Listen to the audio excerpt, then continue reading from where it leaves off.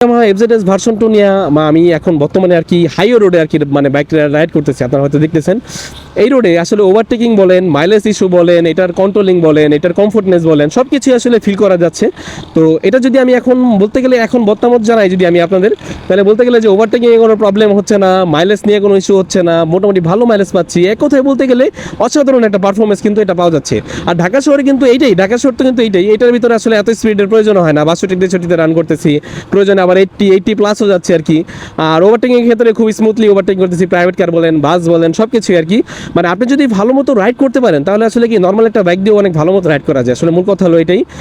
আসলে আমরা মানে অযথাই আর কি এই বাইকটারে অযথা অনেক গালাগালি করি আর কি, সেটা আসলে আমাদের ব্যক্তিগতভাবে উচিত না। তবে আমার কাছে মনে হচ্ছে না এই বাইকটা ওয়ান অফ দ্য বেস্ট একটা বাইক বাংলাদেশের। মাইলেজ যেহেতু একটা ভালো, মাইলেজের একটা অনেক ইস্যু হয় আর কি যখন নাকি আপনার রেগুলার বাইক চালাবেন। নিয়ে কোনো প্যারা খাচ্ছি না। এই যে দেখেন আমি যদি একটু রোড জোরে একটু রেডি পিক আপ একটু কম, এটা আসলে মানতেই হবে। বাট তারপরে যে আপনার যে খুব বেশি প্যারা খাবেন এরকম কিছু না, খুব স্মুথলি রাইড করতে পারবেন, খুব ইজিলি চালাতে পারবেন, এই জিনিসটা 100% শিওর থাকেন।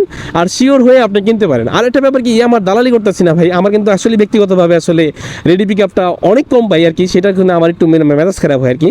বাট আপনি যদি একটু রিলায়েবল বাইক চালাতে চান, একদম পুরো কমফোর্টভাবে চালাতে চান, আরও একটা ব্যাপার হলো কোন দিকে, আরও একটা ব্যাপার হলো রিলায়েবল বাইক চালাতে চান, একদম কমফোর্ট চান যদি, আবার আরেকটা ব্যাপার হলো যে এটা যদি আপনার ভালো মাইলেজ চান, আবার দেখা যায় গিয়ার শিফটিং একদম স্মুথনেস চান, চাইলে হয়তো আপনার এই বাইকটা আপনার জন্য হয়তো পারফেক্ট হবে।